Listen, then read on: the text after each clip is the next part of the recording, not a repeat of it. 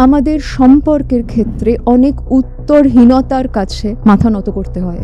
যে বরাবর মনে করেছে যে শুধু তুমি আর আমি, আমার জীবনে আর অন্য কেউ কখনো আসবে না, তোমার জীবনেও অন্য কেউ আসবে না, সেও একটা এমন সিচুয়েশনে পড়ছে যেখানে একটা অন্য কারুর আলো তার উপর এসে পড়ছে। অপরাধ বোধ এমন একটি ইমোশন অরিজিৎ, যে একটা ঘন কুয়াশা তৈরি করবে, আমাকে আর কিছুই দেখতে দেবে না। আমি যখন আমার সঙ্গেই আর চোখে চোখ মেলাতে পারছি না, কিসের শুভদৃষ্টি অন্যের সঙ্গে হবে? একজন মানুষের প্রতি গভীর ভালোবাসা থাকলে অন্য কারুর প্রতি আকর্ষণ তৈরি হতে পারে না। এ জীবদ্দশায় আমার জন্য কেউ কোনোদিন কষ্ট পাবে না, কেউ আমাকে কোনোদিন কষ্ট দেবে না, এর কোনোটিই হবে না।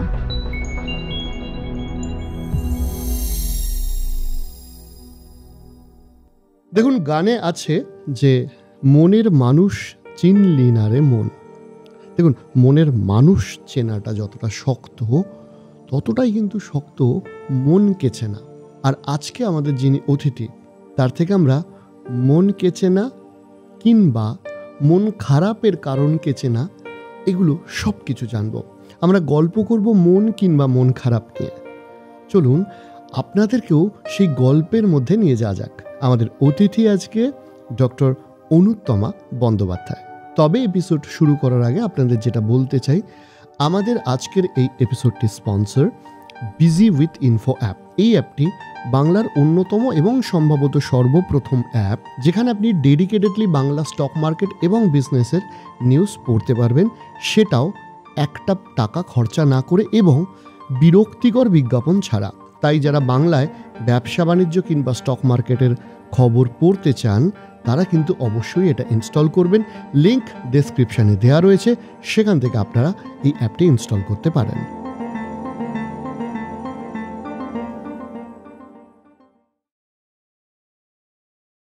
প্রথমেই অসংখ্য ধন্যবাদ আমাদেরকে একটু সময় দেওয়ার জন্য। তো আপনি আসছেন শুনে না আমাদের কাছে একদম প্রচুর কোশ্চেন এসছে, তার মধ্যে মূলত আজকে আমরা বেসিক্যালি আমাদের যারা দর্শক আছে তাদের প্রশ্ন নিয়ে এগোবো। প্রথম যে প্রশ্নটা এসছে সেটা ছাত্রছাত্রীদের কাছ থেকে এসছে, ছাত্রীদের তরফ থেকেই বেশি এসছে। যে মেয়েদের ক্ষেত্রে একটা জিনিস হচ্ছে যে এখন না তারা জীবনে অনেক কিছু করতে চায়, এগোতে চায় এবং সমাজটা অনেকটা বদলাচ্ছে। কেউ গিয়ে ব্যাঙ্গালোর বা বিদেশেও একা গিয়ে চাকরি বাকরি করছে ইত্যাদি। কিন্তু তার সাথে কোথাও গিয়ে আমাদের যে যারা পেরেন্টস রয়েছে তারা তো অতটা এগোতে পারেনি। ফলে বাড়ির লোকের একটা চিন্তা ভাবনা আর আমার একটা চিন্তা ভাবনা, এই দুটোর ফারাকের মধ্যে স্টুডেন্টদের জীবনটা একটা খুব দুর্বিষহ মাঝে মাঝে হয়ে যাচ্ছে। এইটা নিয়ে আপনি যদি কি করে কিছু বলেন যে কিভাবে তারা ব্যালেন্স করতে পারে। থ্যাংক ইউ অরিজিৎ, আমারও খুব ভালো লাগছে আসতে পেরে, এবং এই পডকাস্টের মাধ্যমে আরও অনেক মানুষের কাছে হয়তো একটা সংলাপ পৌঁছে দেওয়ার প্রচেষ্টা থাকবে। যেটা দিয়ে শুরু হলো, যেসব শিক্ষার্থীরা বাড়ির বাইরে পা রাখছেন, বিশেষ করে যে সমস্ত ফিমেল স্টুডেন্টসরা, ছাত্রীরা, বাড়ির মানুষরা তো অতটা এগোতে পারেননি, পাশাপাশি আমি একটা জায়গায় একটু সংযোজন করব। এখন মা বাবা বা অভিভাবক এগোবেন কি করে অরিজিৎ? সমাজ কতটা এগোতে পেরেছে? এখনো যখন একটি মেয়েকে ভাবতে হয় যে আমি কোথাও একটা বেড়াতে যাব, তাকে আগে ভাবতে হয় তার সেক্সুয়াল সিকিউরিটি নিয়ে। একটা পুরুষকে তো ভাবতে হয় না, তাকে ভাবতে হয় ওখানে একটা মেয়ের জন্যে যাওয়া সেফ তো, কত রাত্রির অবধি আমি সমুদ্রের ধারে একা বসতে পারবো, যে বন্ধুদের নিয়ে যাচ্ছি তাদের বাড়ির লোকেদেরও তো কনভিন্স করতে হচ্ছে কারণ আমি নারী। তাহলে এখনও যেহেতু সমাজে সেই পরিসরটাই তৈরি হচ্ছে না, সেখানে একটা বৈষম্যের চাউনি রয়ে যাচ্ছে, সেখানে কোথাও একটা নিহিত পুরুষতান্ত্রিকতা রয়ে যাচ্ছে। এবং এখানে আমি আবারও বলবো, আমি অনেক অনুষ্ঠানে বলেছি, এটা নারী বনাম পুরুষের গল্প নয়, এটা একটা সিস্টেমের বিরুদ্ধে আমাদের সকলের লড়াই। এই লড়াইতে কিন্তু অরিজিত আছেন, আমিও আছি, সেখানে আমাদের লিঙ্গ পরিচয় আলাদা হতে পারে, সুতরাং এটা বনামের নয়, এটা একত্রিত হবার। সুতরাং আমি বলবো অভিভাবকদের এই দুশ্চিন্তা কিন্তু অমূলক নয়। আমি বলবো শিক্ষার্থীদেরও প্রথমেই বাড়িতে যখন এই রেজিস্ট্যান্সের ভাষাটা আসে, একটু বুঝতে হবে ওরাও বা কেন বলছেন। ওরাও কিন্তু একটা উদ্বেগের জায়গা থেকে বলছেন, ওরাও চান আমার সন্তান কোথাও যাক, পড়াশোনা করুক, চাকরি বাকরি করুক, ভালো থাকুক, মোটের ওপর তো তাই চাইছেন। কিন্তু তারপরেও চারপাশ দেখে, খবর পড়ে, বিভিন্ন রকমের ইনফরমেশন যখন কানে আসছে, তাদেরও একটা উদ্বেগ থেকে যাচ্ছে বই কি। আমার মনে হয় অভিভাবকদের সঙ্গে আমাদের একটা সংলাপে আসতে হবে। সেটা হচ্ছে যে ঠিক যেরকম যখন একটা শিশু প্রথম একটু বড় হচ্ছে, মায়ের অ্যাংজাইটি হয়েছিল নিশ্চয়ই কোল থেকে নামানোর সময়, পড়ে যায় যদি, মাথায় যদি ব্যথা পায়, গায়ে হাত পায়ে চোট লাগে, কিন্তু মা যদি কোল থেকে না নামাতেন হাঁটতে শিখতো কি? হামা দিতে গেলেও তো তার চোট লেগেছে, আচ্ছা চোট লেগেছে বাবা আর কোনো দিন কোল থেকে নামাবো না, যদি করতাম তাহলে ওর জীবনটা কি হতো? আমরা যদি সেইটা একটু মনে করি, যবে থেকে সন্তান আমার শরীরের বাইরে পা রাখলো, পৃথিবীতে পা রাখলো, আর কিন্তু আমি সারাক্ষণ তাকে চোখে চোখে রাখতে পারবো না। আমার কাজ অভিভাবক হিসেবে তাকে প্রস্তুত করে দেওয়া, তাকে এগিয়ে যেতে সাহায্য করা, তাকে ভীত করে না দেওয়া। আমার উদ্বেগ যদি আমি তার উপর চাপিয়ে দিই, সে যে কাজই করতে যাক, একটা মন কিন্তু বলবে কি হবে যদি গন্ডগোল হয়ে যায়। বরং আমার তাকে বলার কথা, যদি গন্ডগোল হয়ে যায় আমি রইলাম, আচ্ছা ওই শহরে আর কে কে রইল, আমরা যদি একটা রিসোর্স ম্যানেজমেন্ট ভাবতে পারি, আমরা ওকে কীভাবে ইকুইপ করে পাঠাতে পারি। বা তুমি যখন কোথাও একা থাকতে যাচ্ছ, তোমাকে তোমার নিজের দেখাশোনার জন্যে, তোমার নিজের সুরক্ষার জন্যে কী কী দিক আলাদা করে মাথায় রাখতে হবে। আমরা কি এই পার্টগুলো বাড়িতে দিচ্ছি নাকি উদ্বিগ্ন করে দিচ্ছি? আমার মনে হয় সেখানে অভিভাবকদের সঙ্গে সন্তানের একটা সংলাপ থাকুক। এবং যদি সেক্ষেত্রে আমরা এটাও বলতে পারি যে আমি যাই, যদি আমার কোনো অসুবিধা হয় তোমরা তো রইলে। অনেকে বলে যে আমরা গোড়ার দিকে যাব, তোমার সঙ্গে গিয়ে থাকবো। আমি অনেক সময় এই নিয়ে অভিভাবকদেরও বলি যে ঠিক আছে, কিন্তু এই গোড়ার দিকটা একেবারে অনেক দিন অবধি যদি হতে থাকে, অতিবাহিত হতে থাকে, তাহলে কিন্তু ও কনফিডেন্স পাবে না। এটা হচ্ছে যদি আমি একজনকে প্রত্যেক সময় হাত ধরে রাস্তা পার করিয়ে দিই, তার কোনোদিন একা একা রাস্তা পার হওয়ার কনফিডেন্স আসবে না। তো ওকে আমায় দেখে শুনে রাস্তা পার হতে যেমন শেখাতে হয়েছে, আজকেও নিজের জীবনের বড় বড় মোড় কি করে পেরোবে, এটার শিক্ষা জীবন থেকে ওকে নিতে হবে। আমাদের নিশ্চয়ই উদ্বেগ থাকবে, কিন্তু উদ্বেগ না খুব সংক্রামক, খুব দ্রুত এক জায়গা থেকে অন্য জায়গায়। কিরে তুই ভালো আছিস তো, এই গলায় যদি মা ফোনটি করেন বা বাবা ফোনটি করেন, ওর মনে হবে তাহলে কি সত্যিই ভালো আছি, আমার কি একটু কম ভালো থাকার কথা ছিল, আমার কি ওইটা নিয়ে আর একটু বেশি ভয় পাওয়ার কথা ছিল। এই অ্যাংজাইটি ট্রান্সফার করার ক্ষেত্রে আমাদেরকেও সজাগ থাকতে হবে, কারণ ও মাঠে খেলতে যাচ্ছে, আমরা কিন্তু এবার মাঠের পাশে আছি। আমি যদি ওকে অনেক উদ্বিগ্ন করে দিই, যে জীবনটাও বাঁচতে যাচ্ছে, ওই মাঠে খেলা ওর জন্য কঠিন হয়ে উঠবে। আমার অ্যাংজাইটি আমায় হ্যান্ডেল করতে হবে এবং ওকে আমাদের বাকি জীবনের জন্য প্রস্তুতির শিক্ষা দিতে হবে। এবং তারও কিন্তু কোনো নিয়ম ধরে সিলেবাস ধরে পাঠ হয় না। মানে অভিভাবকদের এটাও বুঝতে হবে যে বাড়ির লোক টেনশন করছে, এটা ভাবাটাও সন্তানের কাছে একটা টেনশন, নিশ্চয়ই এক্সট্রা হেডেক একদম। এবং আজকে ধরা যাক আমি তাকে না হয় বাইরে পাঠালাম না, ও এখনো বড্ড ছোট বলে, ও যেদিন বাইরে প্রথম পা রাখবে, আজকে হয়তো পড়াশোনার জন্য গেল না, কালকে হয়তো অন্য কোনো কাজের সূত্রে তাকে যেতে হতে পারে। তো এই প্রথমটা তোর জীবনে কোনো না কোনো দিন আসবে। আর পৃথিবীটা এখন অনেক ছোট হয়ে গেছে, এক্স্যাক্টলি, মানে বিভিন্ন কাজের জন্য আপনাকে যেতেই হবে। একেবারেই এই প্রথমটা যদি তার 22 বছরেও আসে তখনও প্রথম, তার 35 বছরে এলেও প্রথম, 35 বছরেও সে আমার সন্তান, 22 বছরেও সে আমার সন্তান, তাহলে আমি 22 বছরের সেই মানুষটির প্রতি এতটা বিশ্বাস হারাচ্ছি কেন? এমনও তো হতে পারে তার 22-এ সে যা যা শিখে গেছে, আমি হয়তো আমার 22 দিয়ে দেখলে আমার মনে হবে যে ও বাবা ও পারবে না। কিন্তু আমার 22 বছর বয়সে আর ওর 22 বছর বয়সের মধ্যে অনেক তফাৎ আছে, কারণ ও অনেক বেশি অ্যাডভান্সড ব্রেন নিয়ে জন্মেছে, অনেক পরবর্তী মডেল। আমরা তো ল্যান্ডলাইন জেনারেশন, আমাদের পরবর্তীরা তো তা নয়। এক্স্যাক্টলি। আচ্ছা, এইটা আপনি যে দিকটা বললেন এটা একটা দিক, আর আরেকটা দিক এসছে যেটা আমার মনে হয় যে খুব সিরিয়াস, আমার নিজেরও লেগেছে, খারাপও লেগেছে, এবং আপনাকে আমি জিজ্ঞাসা করতে চাই যে অনেকেই তাদের মানে ছাত্রছাত্রী, ইনফ্যাক্ট টিনেজার, তাদের নিজের জীবনে কোনো ধরুন সমস্যা নেই, সে ঠিক আছে, তার বাড়িতে বাবা মার মধ্যে ঠিকঠাক পেলে না, কারোর খুব সিরিয়াস বিষয়ে অশান্তি হয়, কারোর টুকটাক নিয়ে অশান্তি হয়, তাদের মানে স্টুডেন্টদের যেটা হচ্ছে বা যে কোনো, যে আমার বেড়ে ওঠার সময় যদি আমার বাবা মার মধ্যে প্রচণ্ড একটা অশান্তি হয়, আমি ধরুন পড়তে গেছি, পড়তে গিয়ে আমি পড়তে পারছি না, আমার সবসময় মনে হচ্ছে যে বাড়িতে কিছু একটা অঘটন ঘটে গেল না তো, এবং এটা ওদের মেন্টাল হেলথকে প্রচণ্ডভাবে এফেক্ট করছে। এইটা নিয়ে আপনি যদি কিছু একটু বলেন। ঠিক এরকম বহু মানুষ আমরা পাই। ইনফ্যাক্ট আমি না এরকম সন্তানও পেয়েছি যারা পরবর্তীকালে যখন আমাদের কাছে থেরাপিতে আসছে, তারা বলছে যে আমার মা বাবা ওরা ডিভোর্স করেননি কেন, যে অশান্তি দেখে আমি বড় হয়েছি, আমার মাঝে মাঝে তখন মনে হতো ওরা দুজনে দুটো আলাদা বাড়িতে যদি থাকতো, আমাকে না চোখের ওপর এটা দেখতে হতো না। আমি এই কথাটা আমি একটু ছোট্ট করে অ্যাডিশন করছি ছোট্ট এডিশন থামালাম আপনাকে, যে এমন মানুষ আমাদেরকে জানিয়েছেন যার বয়স এখন 32-33, তিনি সংসারে রয়েছেন, সুখে শান্তিতে রয়েছেন, কিন্তু কোনোভাবে তার সেই ছোটবেলার ট্রমাটা তাকে এমনভাবে তাড়া দিয়ে বেড়াচ্ছে, সে এখনো শান্তিতে থাকতে পারছে না।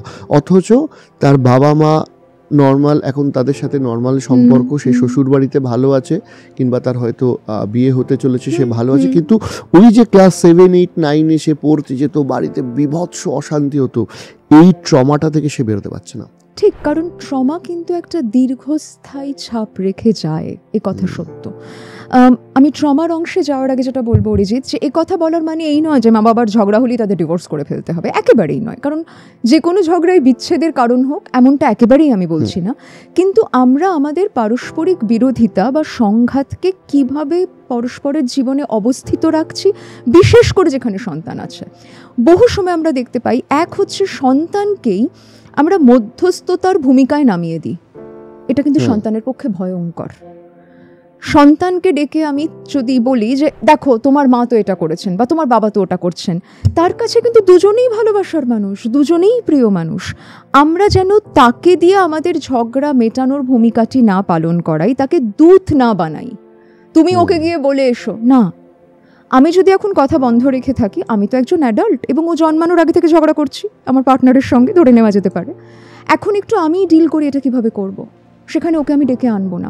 আমি সন্তানদেরও বলবো, যদি মা বাবা তারা এটা করতেও বলেন, খুব পোলাইটলি রিফিউজ করুন, বলুন যে আমি না তোমাদের দুজনকেই খুব ভালোবাসি, আমায় তুমি এটা করতে বলো না। আমি না মাকে নিয়েও খারাপ কথা শুনতে চাই না, আমি না বাবাকে নিয়েও খারাপ কথা শুনতে চাই না, আমি দুজনকেই ভীষণ ভালোবাসি। আপনার এটা বলবার পূর্ণ অধিকার আছে, কারণ আপনি দুজনকেই ভালোবাসেন। এমন তো হতে পারে যে আমি আপনাকে খুব ভালোবাসি, আপনি আমাকে খুব ভালোবাসেন, দুজনেই এমন একজনকে ভালোবাসি যেখানে একটা পারস্পরিক বিরোধিতা আছে। হয়তো তাকে কখনো আপনি ভালোবাসতে পারছেন, আমি কখনো পারছি না, তার মানে তো আমার আপনার ডায়াডটা, দ্বৈততাটা নষ্ট হচ্ছে না, ওটা তো খুব ইউনিক।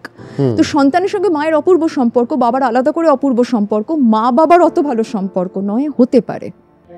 তাদের ঝামেলাতে আমি যেন সেখানে ইনভলভড না হওয়ার বাউন্ডারি রাখতে পারি, তারাও যেন সেটাকে সম্মান করেন, এইটা এখানে খুব গুরুত্বপূর্ণ। কারণ একটা ছোট স্পেসে অনেক সময় বাচ্চার সামনে ঝগড়া করো না, এই কথারও বাস্তবিকতা থাকে না অরিজিৎ। কারণ আমরা অনেক সময় এটা বলি যে ওর সামনে নয়, কিন্তু তাহলে কোথায়? হয়তো হঠাৎ একটা ঝগড়া তৈরি হলো, একটা অশান্তি তৈরি হলো, আমি বলবো সেখানে নিদেন পক্ষে কিছু শব্দ ব্যবহার করার আগে একটু সচেতন হই, কারণ বাড়িতে আরেকটি শিশু রয়েছে। এবং কি হয় অনেক সময় না, আমাদের ঝগড়াগুলো যেভাবে আমরা মিটিয়ে নিচ্ছি, হয়তো কিছুটা খুনসুটিতে, আদরে, ওটা তো বাচ্চার কাছে পৌঁছচ্ছে না।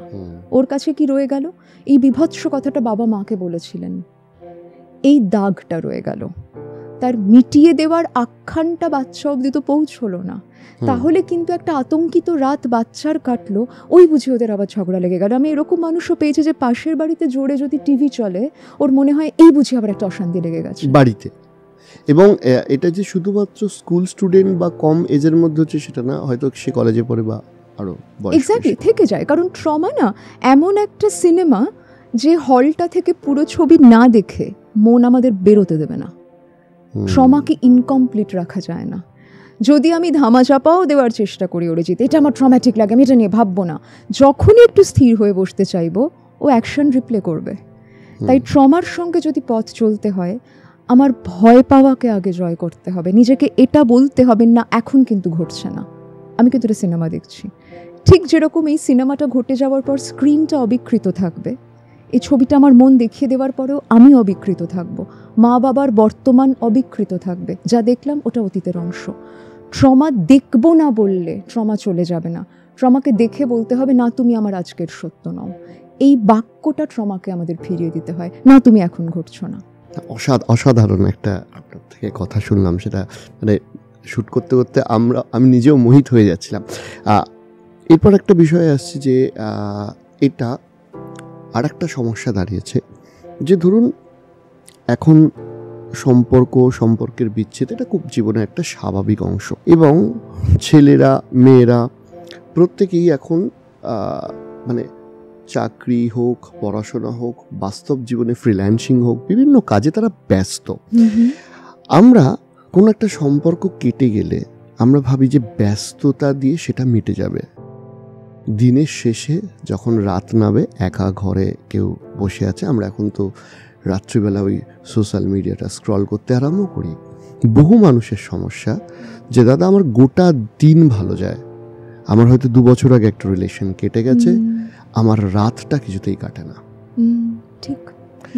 সেই মানসিক সিচুয়েশনে তার কি করা উচিত?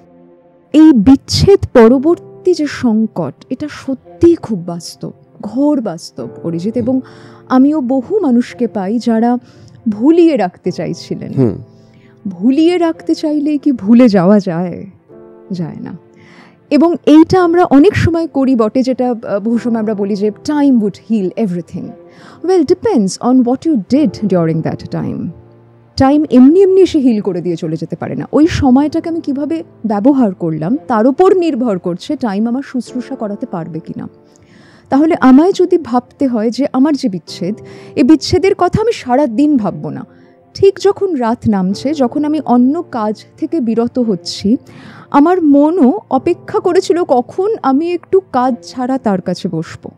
আরেকটা ছোট্ট অ্যাডিশন করছি, এর মানে এই সমস্ত মানুষদের সাথে আমি কথা বলে যে সমস্যাটা দেখেছি, তারা এই সোশ্যাল মিডিয়াটা রাত্রিবেলা খুলে প্রথম যে কাজটা করে ওই মানুষটার প্রোফাইলটা খুলে দেখে যে সে আজকে কি করলো।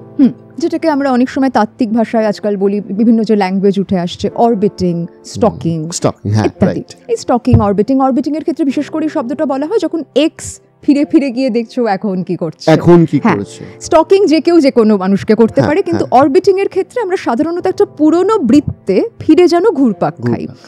এটা তো একরকম, কিন্তু আমি বলছি যে তখনও যদি আমি সেটাও না দেখে অন্য কিছু একটা হয়তো করলাম, সাময়িকভাবে আমি নিজেকে কিছুক্ষণ অন্য কিছুর মধ্যে রেখে ভুলিয়ে দেওয়ার চেষ্টা করলাম। কিন্তু এটা কিরম জানো অরিজিৎ, মানে ধরা যাক আমার জ্বর হয়েছে, আমি ওষুধও খাচ্ছি না, আমি ব্লাড টেস্টও করাচ্ছি না, আমি ভাবলাম আমি একটু অরিজিতের পডকাস্ট দেখি, আমার মনটা কিছুক্ষণ শান্ত হয়ে যাবে, জ্বরটা নিয়ে ভাবতে হবে না। তাতে আমি আরাম পাবো ঠিকই, কিন্তু নিরাময় পাবো না, কারণ জ্বরের ট্রিটমেন্টটা করিনি। তো এই যে আমার বিচ্ছেদের পর বারবার ডিস্ট্র্যাকশন করে গেলাম, ডিস্ট্র্যাকশন দিয়ে তো আমি আদতে আসল জায়গাটাকে ফিক্স করলাম না। সেটা হচ্ছে আমার নিজেকে মেরামত করার অংশটা, নিজের সঙ্গে সেখানে কোথাও মুখোমুখি আসা। ঠিক যেরকম ট্রমা নিয়ে বলছিলাম, বিচ্ছেদ নিয়েও যদি আমরা একটু অন্যভাবে ভাবনা চিন্তা করতে পারি, প্রথম যে জায়গাটা দেখার দরকার আছে সেটা হচ্ছে যে দুজনের মধ্যে যে কেউ যদি একটা সিদ্ধান্ত নিয়েও থাকেন বিচ্ছেদের, সবসময় সেটার অ্যাকিউরেট টাইমিং হবে না।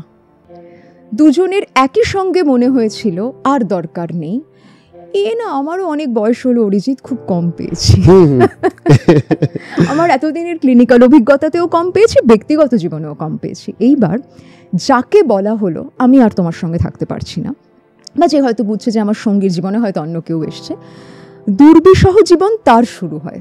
কারণ অন্যজন তো এবার মুভ অন করে যেতে পারছে, অন্যজন তো জানান দিচ্ছে। যাকে জানান দিচ্ছে, বিচ্ছেদের গল্প কিন্তু অনেক বেশি কষ্টকর তার যে জানান দিচ্ছে, সে তো চেয়েছে। তাহলে বিচ্ছেদের গল্পে দুজন থাকে, একজন যে চাইছে, একজন যে তখনও ছাড়তে পারছে না। যে তখনও ছাড়তে পারছে না তার তো অনেক বেশি যন্ত্রণা থাকবে। তার প্রথম যে প্রশ্নটি আসে, কি করে এমন হলো, কয়েক মাস অবধি তো সব ঠিক ছিল, তাহলে ও বলছে ও আর আমাকে ওইভাবে দেখে না, আমাকে আর ওভাবে ভালোবাসে না, হাউ ইজ ইট পসিবল? আমি বলবো সেখানে যদি আমরা একটা উত্তরের মুখোমুখি একটু দাঁড়াই, আমি যখন ওর প্রেমে পড়েছিলাম এই প্রশ্ন কি করেছিলাম, হাউ ইজ ইট পসিবল, কেন ওর প্রেমে পড়লাম? আমরা কেন প্রেমে পড়ি যেমন তার উত্তর থাকে না, প্রেম কখন জামাটি রাখবে কিন্তু সুগন্ধিটি উড়ে যাবে তারও কোনো উত্তর থাকে না। আমাদের সম্পর্কের ক্ষেত্রে অনেক উত্তরহীনতার কাছে মাথা নত করতে হয়, এটা সত্য। এই অস্বচ্ছতা, বুঝতে পারলাম না কেন হলো, এই কেনগুলোর উত্তর পেয়ে তবে ক্লোজার হবে, এই যদি আমি ভাবি তাহলে ওই একই বৃত্তে ঘুরপাক খাবো, বেরোনো তো হবে না। এবং যদি আমরা ভাবি যে ওকে বারবার জিজ্ঞেস করলে উত্তর পাবো, তাও হবে না, কারণ ও যে উত্তরটা দেবে আমার মনোপুত হবে না। ও যাই বলবে আমার একটা পাল্টা উত্তর থাকবে, তার কারণ আমার তো মনে হচ্ছে রয়ে যাক, ওর তো মনে হচ্ছে না। আমি যদি এই জায়গা থেকে ভাবি যে এখানে না কেন হলোটা দিয়ে, একটা যুক্তিযুক্ততা দিয়ে আমরা তো আবেগের চলনকে ধরতে পারছি না, বরং এভাবে ভাবি যে আমি ওকে খুব ভালোবাসছি, এখনও ভালোবাসছি। ভালোবাসা এক জিনিস, কিন্তু সম্পর্কে দুটো মানুষকে প্রয়োজন হয়। সেখানে কিন্তু আমি একা একা একটা সুতো ধরে বসে রইলাম, ধরা যাক একটা সুতো তুমি ওদিক থেকে ধরে আছো, আমি এদিক থেকে ধরে আছি, তবে টান আছে। আমি যদি আমারটা ফেলে দিয়ে উঠে চলে যাই অরিজিৎ, তুমি টান ধরে নেই, তুমি সুতো ধরে আছো, তাহলে সেটা ধরে আছি কেন? তাহলে আমি যেটা ধরে বসে আছি ওটা তো আমার একার দিকের সুতো, টানের জন্য তো অন্যজনকেও ধরতে হতো। সে যদি সিদ্ধান্ত নিয়ে থাকে সে আর আমার সঙ্গে থাকবে না, তাতে আমার যতই কষ্ট হোক নিজেকে নানান রকম বুঝিয়ে বা ওকে কি করে কনভিন্স করানো যায় করলে আমি বিষয়টাকে কিন্তু আরও বেশি ঘোরালো করে দিচ্ছি। এবং অনেক সময় এমনও হয় যে বারবার ওর কাছে যাচ্ছি, তাতে হয়তো আরও বেশি দূরত্ব, তিক্ততা, পরস্পরের মধ্যে আরও সংঘাত তৈরি হচ্ছে, আমার আত্মমর্যাদাহানি হচ্ছে। আমি সেখানে বলবো যে একটা দরজায় বেল দিয়ে যদি আমায় ফিরে আসতে হয়ে থাকে একবার, দ্বিতীয়বারের প্রত্যাখ্যান কিন্তু আমার হাতে ছিল, প্রথমবারেরটা ছিল না। দ্বিতীয়বার বেলটা দিলাম কেন? আমি তো আগের বার দেখেছি বেল দিয়েও দরজা খোলেনি, তাহলে দ্বিতীয়বারের প্রত্যাখ্যান থেকে কে আমাকে বাঁচাতে পারতো? আমি আমাকে বাঁচাতে পারতাম, বেলটা না দিলেই বাঁচতাম। আমি বাড়িতে বসে যদি প্রত্যাখ্যাত বোধ করে থাকি, বেলটা দেওয়ার পর তো আরও বেশি প্রত্যাখ্যাত বোধ করলাম। তাহলে এই জায়গাগুলোই যদি নিজের সঙ্গে আমরা একটু সংলাপে আসতে পারি, আর দোষারোপটা যদি একটু কমানো যায়। আমরা না অনেক সময় প্রেম ভুলে গিয়ে রাগ দিয়ে তার সঙ্গে জুড়ে যাই, তাতেও তো জুড়ে থাকাই হলো। আমি তার প্রেমের স্তুতি করেও জুড়ে থাকা হতে পারে, রোজ সমস্ত বন্ধুদের ফোন করে করে তাকে সাপসাপান্ত করছি, আরে তাকে নিয়েই তো কথা বলছি, রাইট? হ্যাঁ, তাহলে তো তাকে নিয়েই রইলাম। তাকে নিয়েই যদি থাকি তাহলে তাকে পেরিয়ে যাব কি করে? যখন আমি বলছি যে তোমায় আমি ছেড়ে দেব না, আমি এটা কেন ভাবছি না যে আমিও তো তাকে ছাড়ছি না? আমি যখন তাকে ছাড়ছি না তখন এই বিচ্ছেদ তো আমার কাছেও অনেক বেশি ওজন বৃদ্ধি করবে। তাহলে আমাকেও এটা মানতে হবে, ছিল এক সময় সম্পর্কের মধ্যে অনেক সময় একটা মুভমেন্ট আসে, আমি চাইনি, কিন্তু জীবনে অনেক কিছুই আমি এক্স্যাক্টলি যেভাবে চাইবো সেভাবে তো হয় না। অনেক পরিবর্তনের মুখোমুখি আমাদের হতে হয় যে আমাদের কাছে প্রত্যাশিত ছিল না। যদি এই পরিবর্তনের মধ্যে আমার জীবন এনে দাঁড় করিয়ে থাকে, আমি সেই সত্যকে নিয়ে যত সহজে এগোতে পারবো। আমার হয়তো কষ্টকর হবে, কিন্তু সত্যকে ডিনাই করলে আমার কষ্ট কিন্তু আমার সাথে আরো দীর্ঘদিন ধরে থাকবে। ধরো যখন আমার জানলার ধারে কফির কাপ নিয়ে বসে থেকে বৃষ্টি দেখতে ভাল লাগে, তখন বৃষ্টি বলে ডাকবো। বাড়ি থেকে বেরোনোর সময় বৃষ্টি পড়লে কি উৎপাত বলে ডাকবো? হয় না তো, তখনও বৃষ্টি এখনো বৃষ্টি। আমি চাইলে তার একরকম রূপ, অন্যরকম হয়ে অন্যরকম টাইমে এলে অন্যরকম, তা তো নয়, দুটো একই। তাহলে তখনও যদি ও খুব খামখেয়ালিপনা আছে, ও ভীষণ ইম্পালসিভ বলে ভালো লেগে থাকে, হয়তো সেই খামখেয়ালিপনা নিয়ে ওর মন আজ অন্যদিকে ধাবিত হয়েছে। আমাকে বুঝতে হবে যে কখনো ওর যে দিকগুলো আমার ভালো লেগেছিল আজ সেই দিকগুলো আমাকে দিকভ্রান্ত করছে হয়তো, কিন্তু এইটা রিয়ালিটি। এই রিয়ালিটি আমায় কষ্ট দিতে পারে, কিন্তু এই কষ্টের সঙ্গে আমি যদি কিছুক্ষণ পথ চলি, যদি সেই কষ্টের সঙ্গে আমি নিজেকে বারবার এটা ওটা করে ভুলিয়ে না রেখে, হ্যালো মন তোমার কি বলার আছে একটু বলি, নিজের কষ্টের পাশে নিজে একটু চুপটি করে বসি, হয়তো এমনও হতে পারে সে তার কথা বলতে বলতে একটা দিন একটু শান্ত হবে। তখন যখন আমি সিরিজ দেখবো, তখন যখন আমি একটা পডকাস্ট শুনবো, ওটা আর ডিস্ট্র্যাকশন নয়, আমার সত্যি করতে ভালো লাগছে। এক্স্যাক্টলি, মানে আমরা টিনেজার থেকে আস্তে আস্তে যারা 25-30 এজের আছে তাদের মানে সমস্যাগুলোতে আসছিলাম। এই জেনারেশনটার আর একটা সমস্যা খুব চোখে পড়ছে, সেটা হচ্ছে যে ধরুন একটা রিলেশনের মধ্যে তারা রয়েছে এবং সেই রিলেশনটার মোটামুটি সব কিছু ঠিকঠাক রয়েছে, কিন্তু কোনো একজনের মনে হলো যে আমার না বর্তমান যে পার্টনার আছে তার বদলে অন্য একজনকে খুব ভালো লাগছে, হয়তো একটু হোয়াটসঅ্যাপে কথা হয়েছে বা 2-1 দিন গল্প গুজব হয়েছে তারপরে, এবং তার তরফ থেকেও নতুন যে মানুষ আছে তার তরফ থেকেও একটু অ্যাপ্রোচ এসছে। এই সবাই মানুষগুলো খুব দোনামোনার মধ্যে থাকে, এবং তারা যে খুব ভালো থাকে সেটাও না, তাদের সব কিছু ঘেঁটে যায়। এই জায়গাটা কি করা উচিত?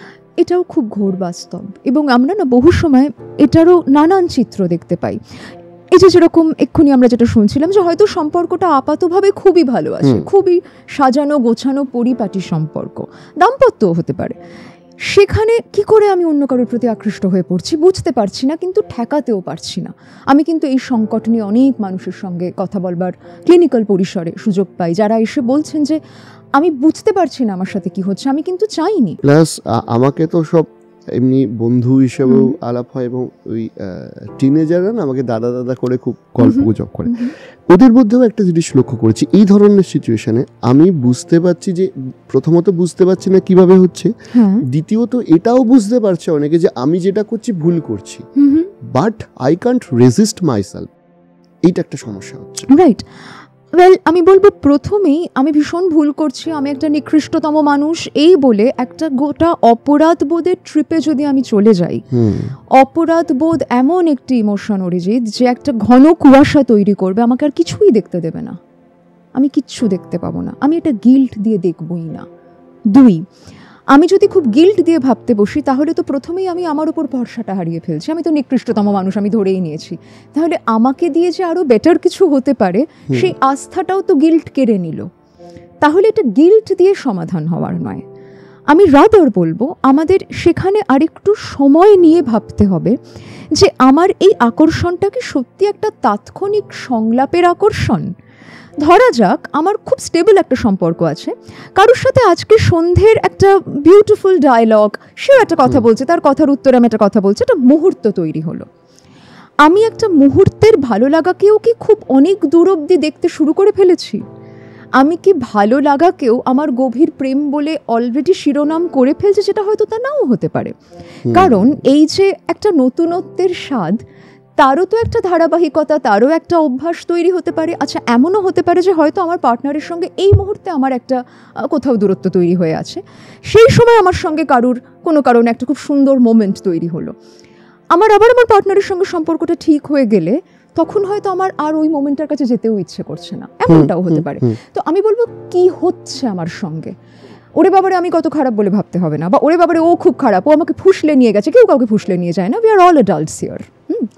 আমাদের সচেতনভাবে ভাবতে হবে যে এটা আমার তাৎক্ষণিক একটা টান, নাকি এখানে এমন কিছু আখ্যান তৈরি হচ্ছে যা সত্যি আমার পক্ষে পেরিয়ে যাওয়া কঠিন, বা এমন কিছু আখ্যান তৈরি হচ্ছে যেটা কিন্তু আমার কাছে একটা খুব গভীর সম্পর্কের একটা দিশা দিচ্ছে, একটা ইঙ্গিত আনছে। আমি যে সম্পর্কে আছি সেই মানুষটির প্রতি আমার সমস্ত ভালোবাসা, সব দায়িত্ববোধ উবে যাবে এমনটা নাও হতে পারে। ইনফ্যাক্ট আমরা মোনোগ্যামি, পলিগ্যামি, মোনোগ্যামাস রিলেশনশিপ, পলিঅ্যামরাস রিলেশনশিপ, এইগুলো নিয়েও তো এখন নতুন করে নানান শব্দ, ভাবনা, চিন্তা, পড়াশোনার মধ্যে দিয়ে যাচ্ছি। আমার নিজের কাজ করতে গিয়ে এটা মনে হয়েছে অনেক সময় অরিজিৎ যে এটাও না একটা কন্টিনিউয়ামের মতো। জীবন এক একটা সময় আমাদের একটা অদ্ভুত অবস্থানে দাঁড় করিয়ে দেয়, যে বরাবর মনে করেছে যে শুধু তুমি আর আমি, আমার জীবনে আর অন্য কেউ কখনো আসবে না, তোমার জীবনেও অন্য কেউ আসবে না, সেও একটা এমন সিচুয়েশনে পড়ছে যেখানে একটা অন্য কারুর আলো তার উপর এসে পড়ছে।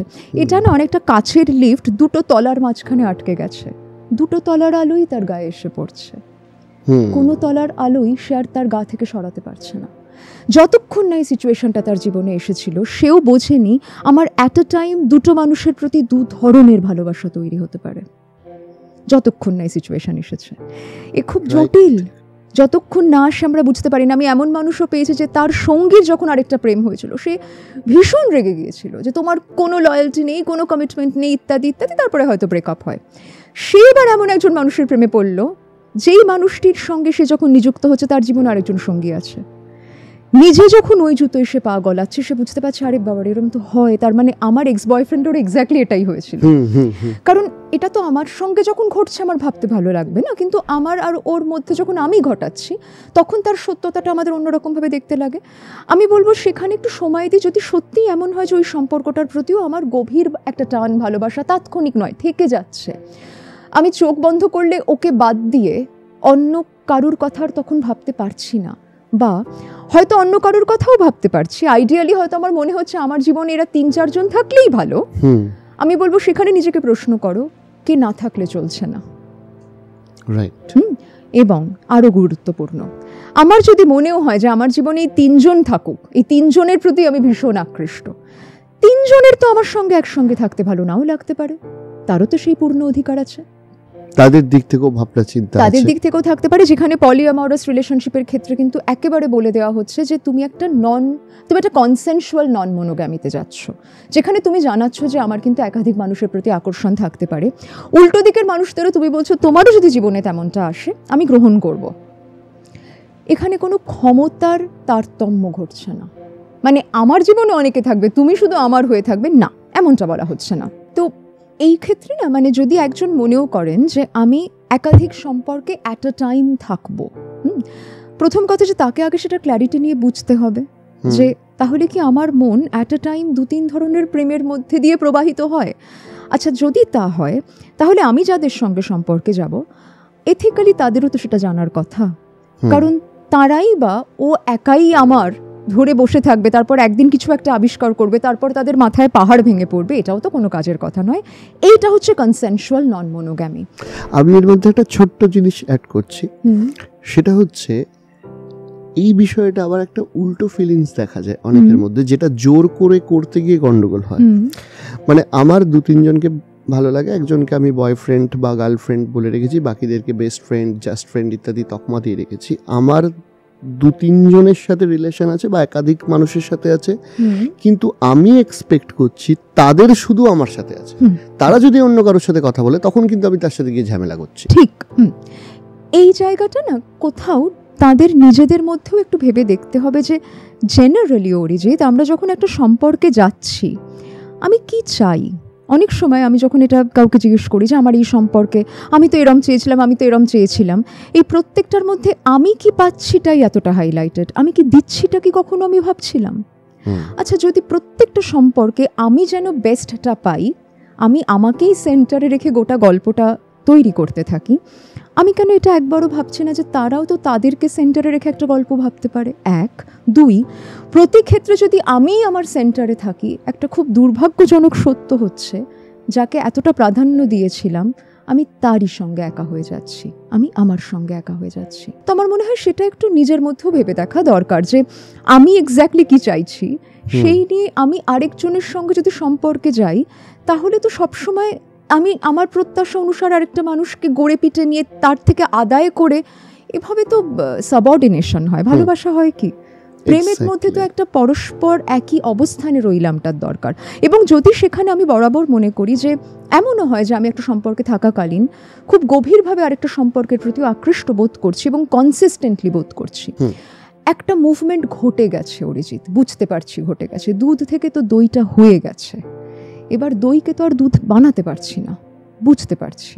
যদি সেটা হয় তাহলে তো আমাকে জীবনকেও এবার সেইভাবে নির্মাণ করতে হবে। প্রয়োজনে আমায় আমার পুরনো সঙ্গীর সঙ্গেও কথা বলতে হবে, এবং আমরা বহু সময় তাকে দোষারোপ করে কথা বলতে থাকি, তুমি আমাকে এগুলো দিচ্ছিলে না বলে আমার সাথে এরকম হলো, দরকার নেই। প্লাস বহু সময় এটাও হয় যে সে হয়তো আমার জন্য অনেক কিছু করেছে, এগুলো আমার মনে পড়ছে, আমি কৃতজ্ঞতা স্বরূপ তাকে বলতেও পারছি না। সেই মানুষটার জীবনে অন্য কেউ এলে, কোনো সঙ্গী এলে বা কোনো একটা নতুন সম্পর্ক এলে, তিনি যদি ইতিমধ্যে একটি সম্পর্কে থাকেন, তাকে কখন বলবেন, কিভাবে বলবেন, যখন বলতে পারছেন না কি ভেবেই বা বলতে পারছেন না, এটাও তাকে তার ভাবনা চিন্তার মধ্যে রাখতে হবে। তবে আমি একটা কথা বলবো অরিজিৎ, যখন একটা সম্পর্কে এরকম জটিলতা তৈরি হয়, কেউ কিন্তু দারুণ বোধ করছেন না, এবং আমরা হয়তো দূর থেকে দেখে মনে হয় যে এরা খুব ভালো আছে, দুজনকে নিয়ে আছে, 3 জনকে নিয়ে আছে, সেই মুহূর্তে কেউ ভালো বোধ করছেন না। আবার যদি বোধ করতে হয় তাদের একটা পথ পেরিয়ে তবে ভালো বোধ করতে হবে, এবং সেই পথের মধ্যে অনেক হৃদয়ের রক্তক্ষরণ থাকবে। 3 জনের বা 4 জনের তার মতন করে থাকতে পারে। মানে আমি বলছি যে যদি এরকম হয় যে তারা খুব গোড়া থেকেই ক্লিয়ার ছিলেন যে আমরা ওপেন রিলেশনশিপে বিশ্বাস করি, তুমিও করো, আমিও করি, সবাই করি, তাহলে সেটা আরেকটা স্ট্রাকচার। কিন্তু তা যদি না হয়, ওই যে বলছিলাম যে তিনি বরাবর ভেবেছেন যে আমি তুমি আমিই থাকবো, আর কিছুই হবে না, তখন যখন একটা আগমন ঘটছে, এবং সেটা কিন্তু সবসময় খুব যুক্তি দিয়ে নিজেকে আটকাতে পারবো দিয়ে বদল করা যাচ্ছে না, সেখানে যদি সত্যির সঙ্গে পথ চলতে হয়, আমি কেন বলতে পারছি না, আমি কেন বলতে পারবো, বললে কি অভিঘাত তৈরি হবে, এ পথ তার মতন করে নির্মিত হবে। আমি বলবো বাইরে থেকে এটাও বলা যায় না যে ও বলছে না মানে ও খুব খারাপ, ও বলে দিয়েছে মানে ও খুব সৎ, নট নেসেসারিলি। আমার মনে হয় সেখানেও আমাদের প্রত্যেকটি মানুষকে তার সিচুয়েশনে, তার কনটেক্সটে ফেলে দেখতে হবে। এর কোনো টেক্সট হয় না, এর শুধুই কনটেক্সট হয়। ডেফিনেটলি। আর আরেকটা মানে এরপরে অন্যরকম প্রবলেমস নিয়ে কিছু ছোট ছোট করে আসবো। আমার একটা লাস্ট প্রশ্ন, এই রিলেশনশিপ নিয়ে যেহেতু আমরা এতটা কথা বলছিলাম, এবং আমার মনে হচ্ছে আপনি যেটা বলছিলেন সেটার সাথে অনেকটা রিলেটেড হবে, সেটা হচ্ছে যে নিজেকে খারাপ ভাবা আর আমার প্রাক্তনের প্রতি কৃতজ্ঞতা থাকা, এই দুটো কিন্তু মানুষকে খুব ধ্বংসায়। মানে হয়তো বিয়ে হয়ে গেছে বা একটা কোনো সম্পর্কে আছে, খুব ভালো আছে, কিন্তু তার মাঝে মাঝেই মনে হয় যে আরে ও তো আমার জন্য ওই সময় এতটা করেছিল, তাহলে আমি কত খারাপ লোক যে আমি ওকে ছেড়ে দিলাম। বা দ্বিতীয় কথা হচ্ছে যে আমি এখন ভালো আছি, কিন্তু আমার এটা বারবার মনে হচ্ছে যে আমি না খুব বাজে একটা মানুষ, কারণ আমি ভালো আছি আর একজনকে খারাপ রেখে। রাইট।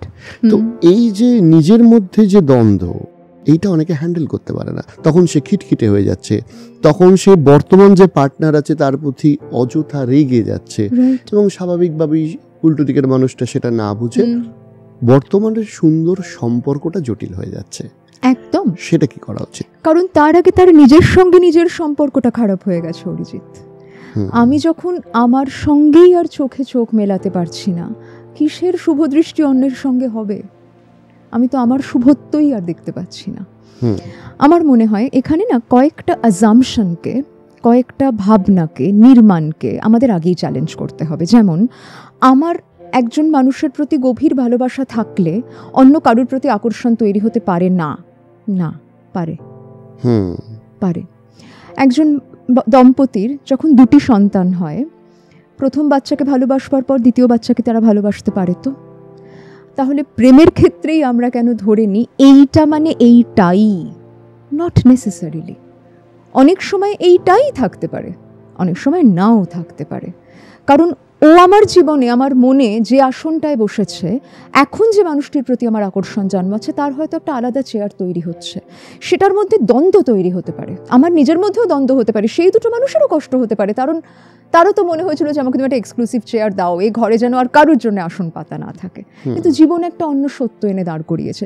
সেই জন্যই বলছি যে এখানে ঠিক ভুল, উচিত অনুচিত শুধু এই তর্কে চলে গেলে আমরা সত্যের সঙ্গে পথ চলতে পারছি না। দেখো, এই ঘটনাগুলো ঘটছে বলেই তো আমরা এটা নিয়ে আলোচনা করছি। দুই হচ্ছে, আমরা আরেকটা অ্যাজাম্পশনকে এখানে চ্যালেঞ্জ করব। যিনি আমার জন্য অনেক করেছেন, আমি তার প্রতি এই কৃতজ্ঞতাবোধকেও বিসর্জন দেব না। আমার তোমার প্রতি সেই কৃতজ্ঞতা বোধ আছে, তুমি ভীষণ ভালো মানুষ, তোমার প্রতি আমারও এখনো প্রেম, দায়িত্ববোধ, ভালোবাসার এই চিত্র আছে।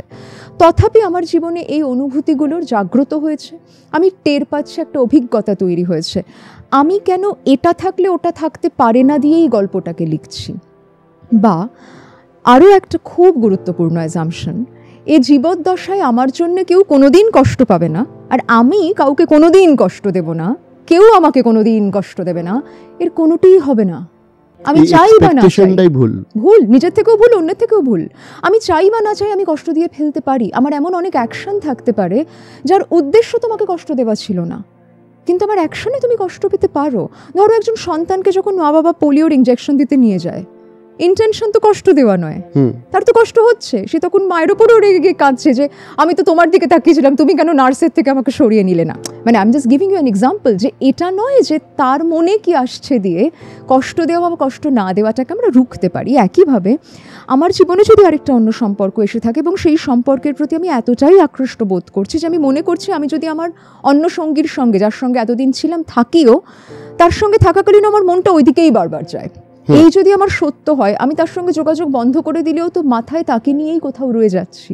আচ্ছা, সেখানেও আমার উল্টো দিকের যে মানুষটি রয়েছেন, তারও তো কোথাও তাই নিয়ে একটা অতৃপ্তি তৈরি হতে পারে, সেও তো বুঝতে পারে যে কি যেন একটা মিলছে না। এবার তার সঙ্গে যদি আমি একটা সংলাপে আসি, তার কষ্ট হবে বটে, আমাকেও যদি সে জায়গায় তাকে এটা বলার পরিসর আমি দিতে পারি যে দেখো, তোমার এই কষ্টটাতে আমি খুব কষ্ট পাচ্ছি, তোমায় কষ্ট দেওয়ার উদ্দেশ্যে আমি প্ল্যানফুলি কিছু করিনি, আমি আমার জীবনের একটা সত্য জ্ঞাপন করছি, তোমার কাছেও কষ্টকর, আমার কাছেও কষ্টকর, কিন্তু এই কষ্টের জটিলতার পথটা আমরা একটা জায়গা থেকেই শক্তি আহরণ করে বেরোতে পারি, সেটা সত্যি থেকে। সত্যির থেকে বড় শক্তি আর কিচ্ছু দিতে পারে না। অসাধারণ।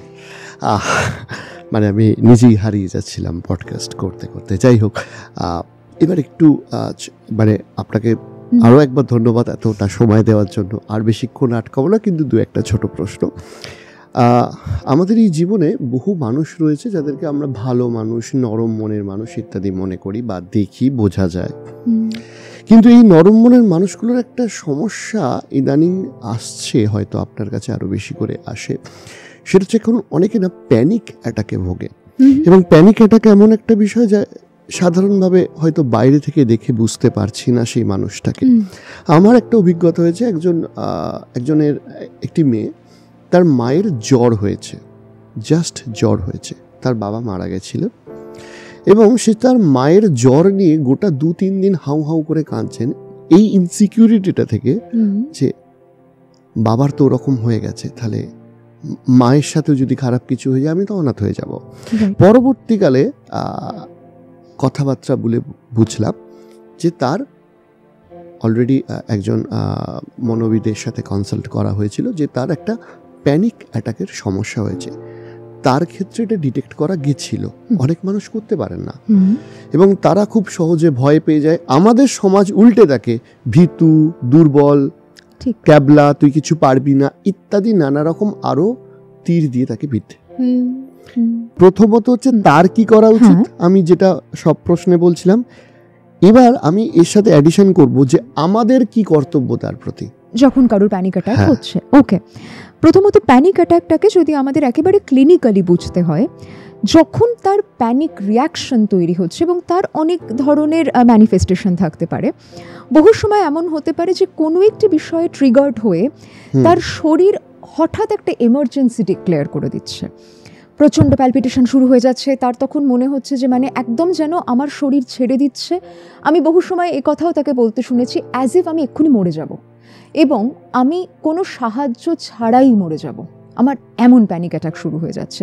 অনেক সময় হয়তো রাত্রিবেলা হচ্ছে, তখন সে জানে আমি কারুকে ডাকলেও যদি সাহায্য না পাই, বুক ধরপড় করছে, সে ঘেমে যাচ্ছে, অলমোস্ট হার্ট অ্যাটাকের সিমটমের মতনই একটা সিমটম যেন আসছে। কিন্তু বহু সময় তাদেরকে যখন হাসপাতালে নিয়ে যাওয়া হচ্ছে, টেস্ট করা হচ্ছে, দেখা যাচ্ছে না, জাস্ট একটা প্যানিক অ্যাটাক ছিল। এটাও কিন্তু আমরা বহু সময় পাচ্ছি। এটার কারণ হচ্ছে এমন কিছু একটা মনের মধ্যে তৈরি হয়েছে, একটা বৃহৎ ভয় বা একটা এমন বিপদের ছবি, মন সেই বিপদের ছবিটা অনুসারে একটা ফায়ার অ্যালার্ম বাজিয়ে দিয়েছে। এবার এটা ফায়ার ড্রিলের ফায়ার অ্যালার্ম না সত্যিকারের ফায়ার অ্যালার্ম, এইটা আমি বুঝতে পারছি না। আমার মনে হচ্ছে ওরে বাবারে সত্যিকারের আগুন। এবার সেই অনুসারে আমার শরীর তৎপর হচ্ছে, সে তখন লাফালাফি শুরু করছে, আমার দম আটকে আসছে, কারণ আমার শরীর কিন্তু আসলে প্রস্তুত হয়েছিল দৌড়ে পালাতে।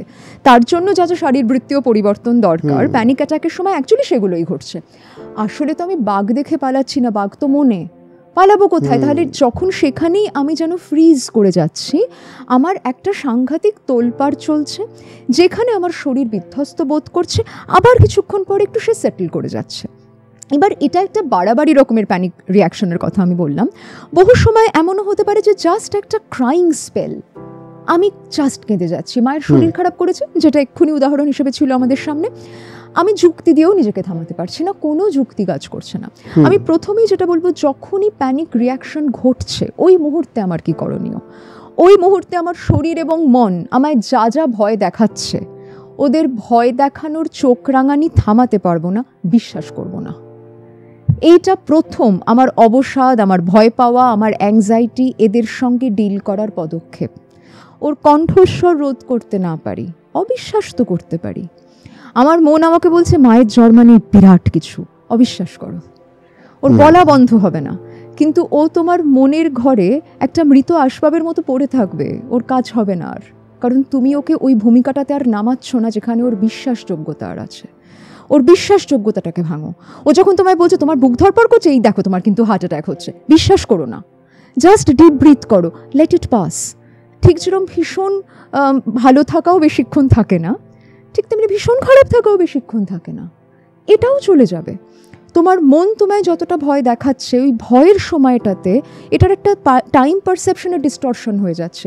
ঠিক যেরকম যখন জ্বরের সময় আমরা থার্মোমিটার নিয়ে অরিজিৎ মনে হয় কতক্ষণ ধরে মুখে রেখেছি, টাইম পারসেপশন তো অল্টার্ড হয়ে যাচ্ছে, কারণ তখন এতটা ডিসকমফর্ট রয়েছে। তো ডিসকমফর্টটা আমাদের সবসময় দীর্ঘ মনে হয়, কমফর্টটা মনে হয় অভি না যাও ছোড়কর দিল অভি ভরা নেই। এটা আমাদের মনুষ্য চরিত্র। তাহলে আমি প্যানিক অ্যাটাক হোক, ডিপ্রেশন হোক, ভয় হোক, যদি সে আসেও ওই সময়টুকুতে সে যা বলছে বিশ্বাস করবো না, এবং মনে রাখবো যে সেও কিন্তু বেশিক্ষণের জন্য আসেনি। আমাদের ফিজিওলজিক্যাল সিস্টেম এইভাবে নির্মিত, একদিক যদি ওরকম একটা এমার্জেন্সি ডিক্লেয়ার করে থাকে, আমার নার্ভাস সিস্টেমের অন্য দিক কিছুক্ষণের মধ্যে টেক ওভার করবে, কারণ এর অ্যানাবলিক স্টেজ থেকে ক্যাটাবলিক স্টেজ শুরু হবে।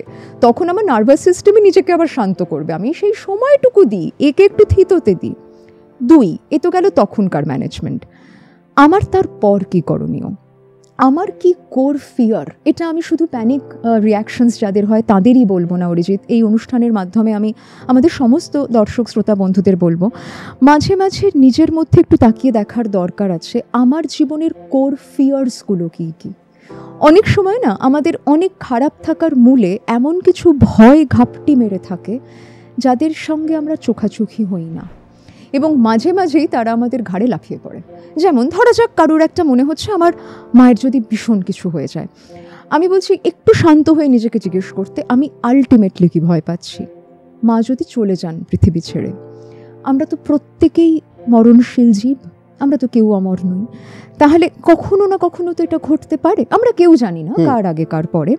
তাহলে যদি এই কথা আমি ভাবি, মা যদি কখনো চলে যান, হ্যাঁ কখনো তো ঘটবে, মায়ের চলে যাওয়ার সঙ্গে আমার কি কি ভয় জুড়ে যাচ্ছে, আমি আবারও যদি নিজেকে জিজ্ঞেস করি আচ্ছা তার সঙ্গে আমার কোর কি ফিয়ার্স জুড়ছে, এইভাবে ধাপে ধাপে যদি আমার ভয়ের সিঁড়ি দিয়ে নামি, শেষ বিন্দুতে কোন ঘরে গিয়ে দাঁড়াবো, কে সেখানে রয়েছে। এমনও হতে পারে একটা পয়েন্টে গিয়ে আমার মনে হবে না তেমন কিছুই হলো না, হয়তো সেখানে যেটা রয়েছে সেখানে একটা অন্ধ ছায়া আছে, যেই আমি ওখানে আলো ফেলছি অন্ধকারটা চলে যাচ্ছে, এবং যেই সেইখানটার অন্ধকারটা চলে যাচ্ছে ওই ভয়টা চলে যাচ্ছে, বাকি ভয়ের সিঁড়িটাও হাওয়া হয়ে যাচ্ছে। হতে পারে মা চলে গেলে আমায় দেখার কেউ থাকবে না, আমি নিজেকে আচ্ছা আমায় দেখার কেউ না থাকলে কি হবে, আমি কি একেবারে পথে বসবো? আমি বলছি একটা একটা করে ভয়ের সিঁড়ি ধরে আমরা নামো, আমার খুব কষ্ট হবে, হ্যাঁ নিশ্চয়ই, আমাদের প্রিয়জন চলে গেলে আমাদের শোক তো আসে, কিন্তু শোকের সঙ্গে কি আমরা সত্যিই পথ চলতে পারি না? কষ্টের কাছে আমি হেরে যাব এটাই বা ভাবছি কেন? কষ্টকে তুমি যদি ভয় না পাও তাহলে তোমার কোনো ভয়ই আর থাকে না। আর জীবনে এই গ্যারান্টি কে দিয়েছে যে আমাদের কোনো কষ্ট পাওয়া আসবে না, কোনো শোক আসবে না, কোনো বিচ্ছেদ আসবে না? তাহলে এগুলো যদি আমার সত্য হয়, আমি কি আমার সহন ক্ষমতাকেই প্রশ্ন করছি? এমনকি হতে পারে এখন দূরে দাঁড়িয়ে মনে হচ্ছে ওরে বাবারে পারবো না, যখন ঘটবে তখন হয়তো একভাবে তার সঙ্গে আমি মানিয়েও নেব, কারণ আমরা তো চারপাশে তাই দেখি। তাহলে নিজের ক্ষমতা আজকে যখন আমি আমার অ্যাংজাইটির লেন্সে ফেলে দেখছি, অ্যাংজাইটি কি করছে? বিপদকে বড় করে দেখাচ্ছে, আমাকে ছোট করে দেখাচ্ছে। আমি যখন সমস্যাটার মধ্যে গিয়ে দাঁড়াবো, এমন হতেও পারে আমি দেখলাম যে দুজনের মধ্যে একটা বোঝাপড়ায় আসার মতো রসদ আমারও আছে।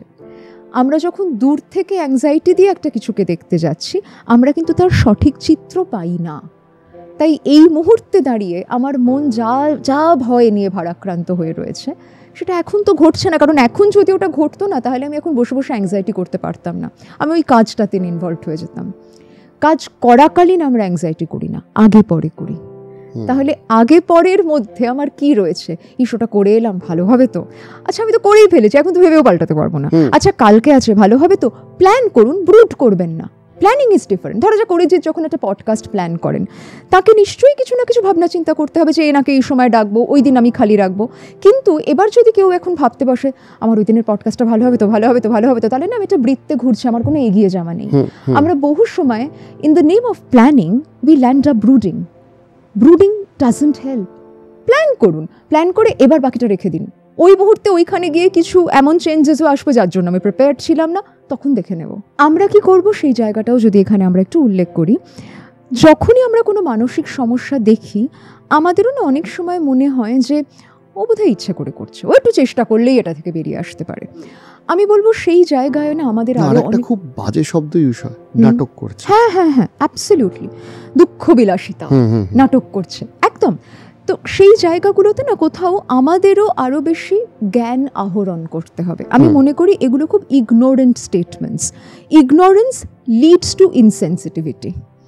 এই অসংবেদনশীল আচরণের মূলে আছে না জানা। ধরা যাক অরিজিৎ, আজকে যদি আমার পা ভেঙে যায়, এটা কি প্রত্যাশা করা হবে যে আমি প্লাস্টার নিয়ে দৌড়বো? করা হবে না। তো আমার যদি মন ভেঙে যায়, আমি একটা এমআরআই করে দেখাতে পারছি না বলে তুমি প্রত্যাশা করবে আমি এক্স্যাক্টলি একই পারফরমেন্স দেবো? কি করে? দেখানো যাচ্ছে না, ভেঙে তো ছেও সে, তাই না? তাহলে এই ভাঙনটাকে আমি কি করে অস্বীকার করতে পারি? তো আমি যদি প্যানিক অ্যাটাক দেখি, প্রথমত সেখানে অনেক ফিজিওলজিক্যাল রিয়াকশনস ইনভলভড। ঠিক যেরকম মনের জোর করে আমি পালস রেটকে 10 বাড়িয়ে ফেলতে পারবো না, এক্ষুনি আমার প্যারাসিম্প্যাথেটিক, সিম্প্যাথেটিক নার্ভাস সিস্টেম, আমার নিউরো ট্রান্সমিটার্স, তাদেরকেও আমি মনের মতন একটা শেপে এনে ফেলতে পারবো না। ওটা ঘটছে, ইটস আ রিয়ালিটি। এবং প্যানিক অ্যাটাক যখন ঘটে, প্যানিক রিয়াকশন যখন ঘটে, অ্যাংজাইটির ওই একটা নাগরদোলা তৈরি হয়ে যায়। নাগরদোলায় ওঠার পর মাঝপথে যদি বলে নামিয়ে দাও হবে না, ওই দুটো চক্কর মারতে হবে। তো অ্যাংজাইটি চলাকালীন ওর ওই ঘূর্ণনের সময় আমরা যদি তাকে আরও অধৈর্য করে দিই, তাকে দোষারোপ করতে থাকি, তাহলে কিন্তু এই পথটা তার জন্য আরও কষ্টকর হবে। আমাদের কাজটা হবে ঠিক হয়ে যাবে, তুই শান্ত হ, আমরা আছি, জাস্ট এই সাপোর্টটুকু দেওয়া। দুই শারীরিক কোনো ক্ষতি ধরা পড়লো না, নিয়ে গেছিলাম হাসপাতালে, দেখলাম না তো হার্ট অ্যাটাক নয়, তার মানে নাটক করছে না। ওর রুটটা কার্ডিয়াক অ্যারেস্ট নয়, ওর রুটটা ব্রেনের অন্য কিছু, কিন্তু সেখানেও অন্য কিছু ঘটেছে যার জন্যে ও এই অভিজ্ঞতা দিয়ে গেছে। উৎসটা আমি যেখানে ভাবছিলাম সেখানে নেই, তার মানে গোটা ঘটনাটা ও বানিয়ে বানিয়ে অভিনয় করেনি। ওর প্রত্যেকটা অনুভূতি সত্য। আমরা ফিজিওলজিক্যালি যদি বলি এই লোকেশনে তার কারণ নেই, ওই লোকেশনে তার কারণ আছে, এটুকুই তফাৎ। তাহলে সেখানেও তাকে আমি এতটা সংশয়ের মুখে, সন্দেহের মুখে ফেলছি কেন?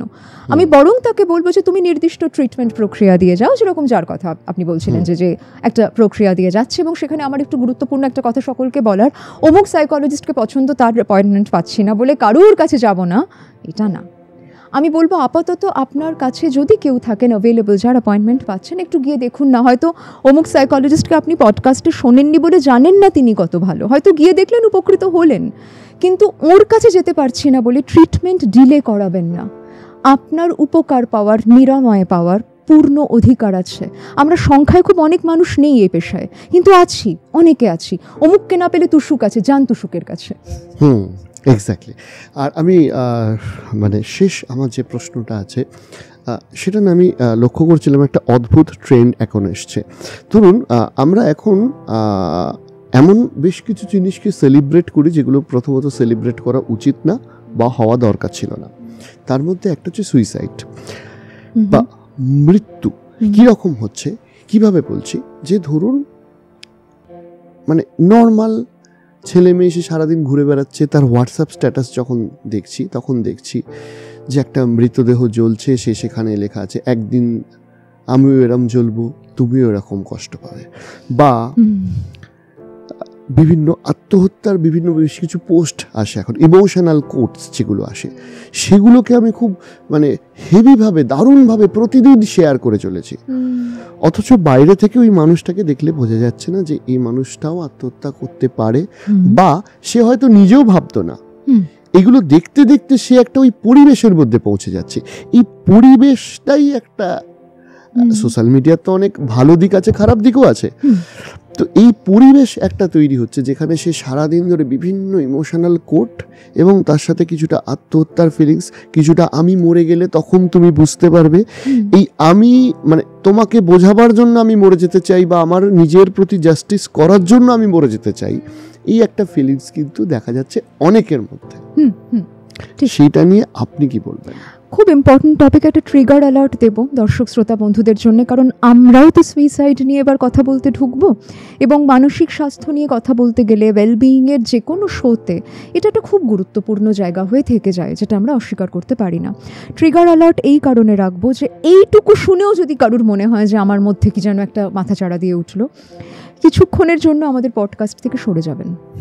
যখন নিজে বোধ করছেন যে না আমি একটু বেটার ফ্রেম অফ মাইন্ডে আছি, তখন এই কন্টেন্টের কাছে আসুন, অন্তত এই পার্ট অফ দ্য কন্টেন্টের কাছে আসুন। কারণ আমরা কিসে ট্রিগার্ড হব এটা না বাইরের পৃথিবী জানে না, আমার মন জানে। তো সুইসাইড নিয়ে যেটা বলার অরিজিৎ, এক্ষুনি যে জায়গাটা তুমি বলছিলে যে আমরা যখন দেখছি কেউ একটা বলছে আমি মরে গেলে তুমি বুঝবে, আমরা বহু সময় দেখেছি হোমিসাইডে যেরকম রাগটা ওর ওপর সরাসরি আসে, সুইসাইডে না রাগের তরোয়ালটা নিজের দিকে ঘুরে যায়। অর্থাৎ একদিকে আমার রাগ যখন তোমার ওপর বেরোবে তখন আমার তোমার প্রতি একটা খুন করে দেওয়ার মতন রাগ তৈরি হয়। আমি যখন সে রাগের অভিমুখ আমার দিকে নিয়ে আসছি তখন আমার নিজেকে খুন করতে ইচ্ছে করে। এটাও রাগের চলন। শুধু অবসাদ থেকে সুইসাইড আসে না, সুইসাইডের মধ্যে একটা বিরাট ভূমিকা থেকে যায় রাগের, দেখিয়ে দেওয়ার, প্রতিহিংসার। এবং সেখান থেকে বহু সময় আমরা মনে করি এইটা একটা বার্তা হয়ে রয়ে যাবে, এটা নিয়ে তোমায় সারা জীবন ভাবতে হবে যে তুমি এই অপরাধ বোধ নিয়ে থাকবে যে আমি চলে গেলাম। আমার গোড়াতেই যেটা বলার, সুইসাইড নিয়ে একটা হতে পারে যে আমরা প্যাসিভলি ভেবে চলেছি, এটাকে আমরা বলি প্যাসিভ আইডিয়েশন। সে কোনোদিনও অ্যাটেম্প্ট নিচ্ছে না, সে অ্যাক্টিভলি কিছু করছে না, কিন্তু তার বারবারই এই ধরনের মৃত্যুর ভাবনা আসছে। বিভিন্ন কারণে আসতে পারে, রাগ হলে আসতে পারে, বাবা মায়ের ওপর রাগ হলে আসতে পারে, কখনো তার পার্টনারের সঙ্গে ঝগড়া হচ্ছে আসতে পারে, সে বারবার থ্রেট করছে এবং নিজেও মনে করছে থ্রেট করছে মানে সে শুধুই ভয় দেখাচ্ছে, কখনো করবে না, এমনও বলা যায় না।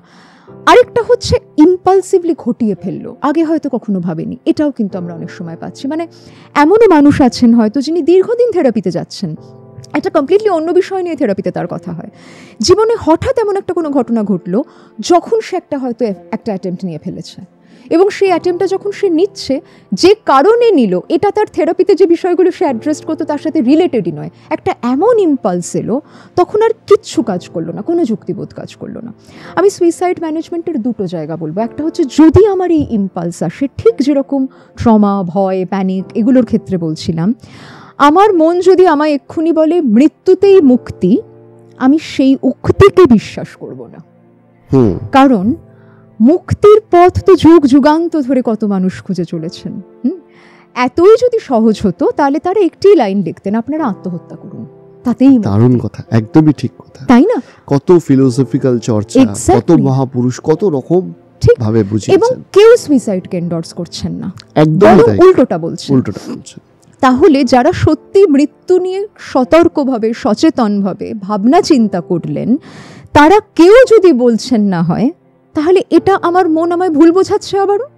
ও যেটার মাধ্যমে মুক্তি পাওয়া যাবে বলছে, আমি তো সেটা দেখিনি। আমি এটাকে এরকমভাবে বলি অরিজিৎ, যে ধরা যাক আমার যদি আমার বাড়িতে থাকতে ভালো না লাগে, আমি ভাবছি আচ্ছা চলো এবার আমাকে একটা জায়গা চেঞ্জ করতে হবে, অন্য কোথাও একটা ফ্ল্যাট কিনবো।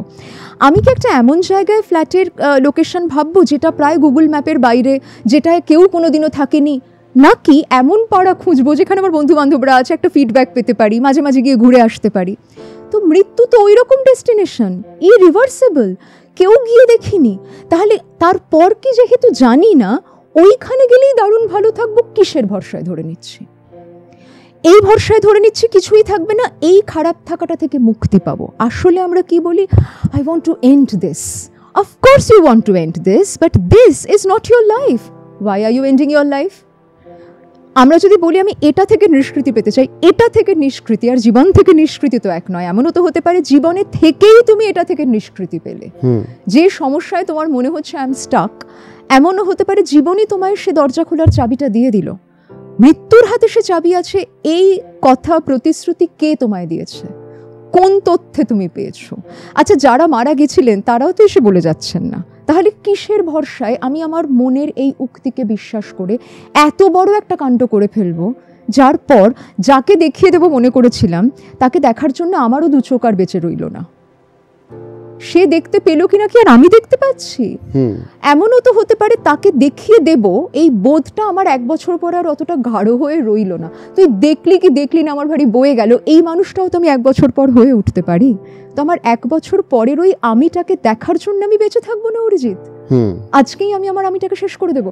এইখানে যদি আমরা নিজেকে তাৎক্ষণিকভাবে আটকাতে পারি, ইম্পালসকে আটকাতে পারি, বাকি যে অংশটা উঠে আসছিল যে এই ধরনের পোস্ট শেয়ার করা ইত্যাদি, আমি বলবো সেখানে না আমাদের একটু সতর্ক হতে হবে। সেলফ হার্ম বা সেলফ হার্ম রিলেটেড পোস্টসের ক্ষেত্রে এইগুলো যদি বারবার আমরা ব্যবহার করতে থাকি, এই কারণেই আমার সঙ্গে আরেকটা মানুষের যুক্ত হতে ভয় করতে পারে।